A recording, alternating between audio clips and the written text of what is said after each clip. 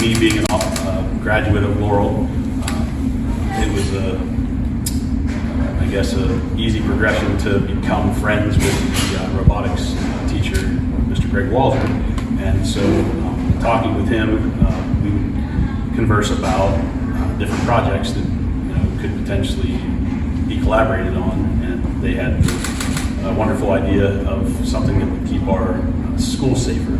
So this is kind of the culmination of years of thought and development, as well as a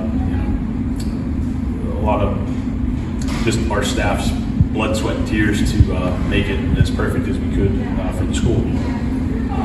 So basically the way the unit operates is at any given time, it's always on charge. It has a quick disconnect charger that's magnetic, so it can be easily taken off charge. So if the school were to go into lockdown because they had a threat of potentially one or more active shooters, the school would go into lockdown, the robot would be deployed by a qualified operator. That we try to always have at least one qualified operator in the school at all times to be able to deploy the robot. So as soon as the school goes into lockdown, the robot begins looking for threats.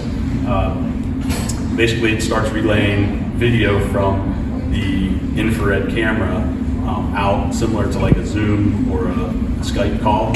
So it beams that information to not only the staff internally that we have designated that have authorization to see that footage, but also to relevant authorities, similar to like a 911 call. It gives the local authorities instantaneous data on what the threat is, where that threat is, because all the doors in the school are numbered. So if we had an individual at door 17 that was a threat on, say, the second floor, we could safely evacuate the whole entire first floor, which now just got how many people safely out of the way, while this unit has a capability of two-way talk. So you would be able to talk to this unit would be able to talk to you, which is actually the operator of the robot. Right now, this is a manual controlled robot. So like if this gentleman's holding it, he's looking at a screen that has, like Mr. Walzer there, has a controller. So he would be the trained, qualified operator that's always on staff. So the robot isn't necessarily looking for the threat. The individual is finding the threat.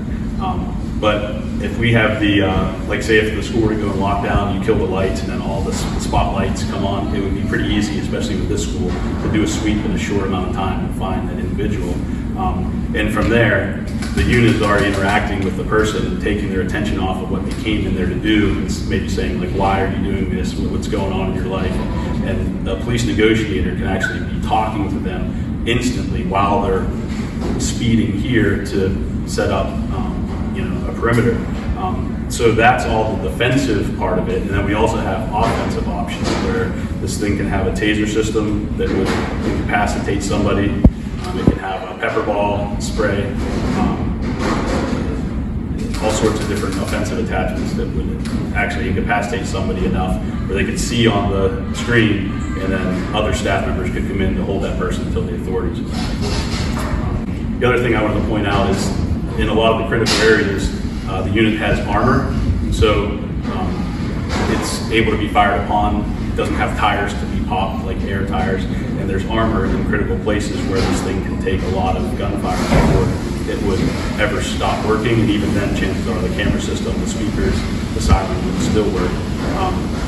And so, like we talked about in our preliminary meetings, every round of ammunition that's spent firing at this thing would make it so that it wasn't going at an individual, and the person can only carry so much physical material into a location. So I'm super proud of it. With our core company building the Trac wheelchairs for people, we get a huge mental health improvement if we give one to a veteran that's been blown up and they feel depressed and all that stuff, and then we get them one of these Trac wheelchairs, and that gives them like a huge mental health boost where they feel empowered. So this, to me, is going to maybe give everybody in the school building a sigh of relief, and God forbid, hopefully it never needs to save a life, but it probably most likely will, and that gives me a lot of pride.